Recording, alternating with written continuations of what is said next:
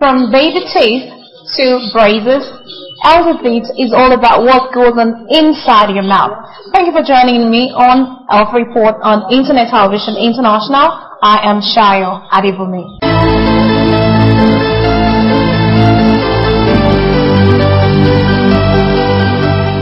What causes cavity? Cavities are holes you see on a tooth material. You need basically three things for cavities to happen. You need the substrate, the food you're eating, then the tooth surface, the bacteria in your mouth. The three of them requires time for cavity to happen. So you see, what normally happens is that in every mouth you have a normal commensals there, the bacteria that resides here, that lives in your mouth. So what they do is that, these bacteria, for them to be able to stay within your mouth, so that they won't be washed off by saliva or water that you drink or any other thing that could take them off. They'll take some of the food you eat, especially refined carbohydrates, the chocolates, the sugary things we take nowadays. They convert it into acid. So with time they use that acid to resorb, soften the surface of your tooth to create the cavity, so that they can have enough room to stay in. Often you find yellow stains on people's teeth. What's that called? I believe you're talking about calculus. Actually, it's a plaque and calculus. Plaque could graduate into calculus when it becomes calcified. Plaque actually is a soft, sticky bacterial colony that forms almost immediately on your teeth or any appliance in your mouth within the shortest time of brushing. Even when you come in for a professional cleaning, almost immediately after finishing, plaque start forming. The thin, sticky bacterial colony, they stay on your teeth. So when they get calcified, they could pick up different color. Some of them could be yellowish. If it stays for too long and it's below the gingiva, it could be greenish. So they pick up any color. They could actually pick stains on your mouth too. But the most common one is the yellowish one. Now, how do I prevent plaque from forming on my teeth? You see, preventing plaque will be almost impossible because you need to clean your mouth, and almost immediately after cleaning, the plaque forms. But you can prevent calculus from forming. You brush regularly. We advise you brush twice daily. You understand? Last thing at night, so that you have debris left in your mouth. But preventing plaque from forming is almost impossible. It will always fall. How can one prevent calculus build-up? Actually, there are ways you can do that. The most commonest one is a normal routine brushing that you do in the morning. And you can reduce calculus build-up with the kind of food you eat. I want to avoid sticky food that actually encourage plaque or things sticking to your teeth. And you pay your dentist a visit every 6 months.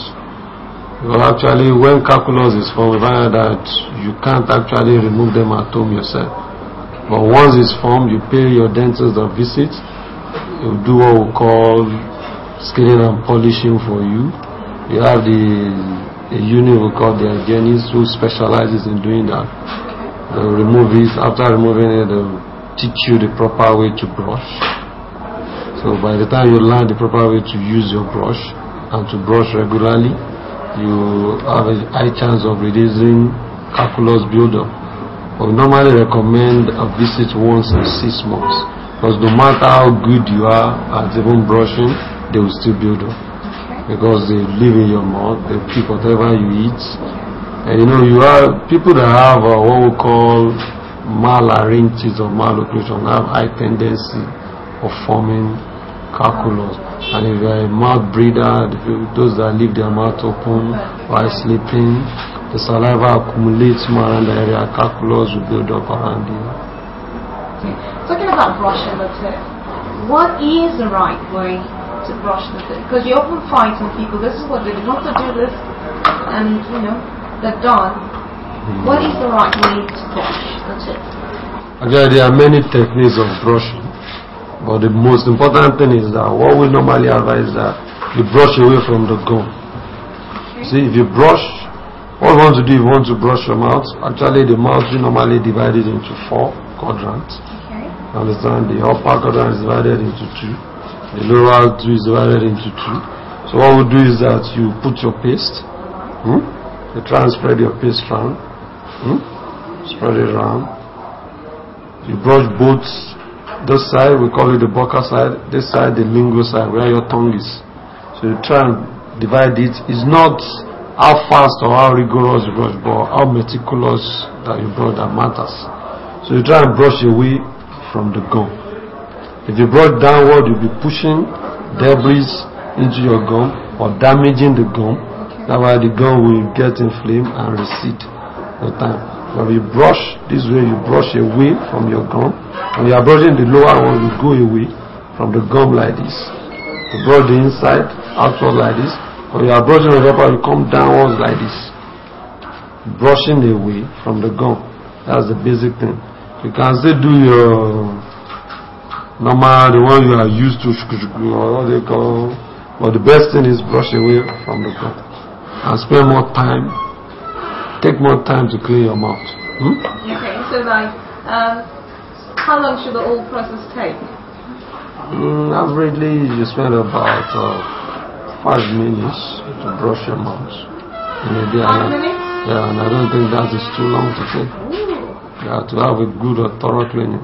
You've heard from the dentist. You should try at least to visit your doctor once in every 6 months to have healthy business going on in your mouth.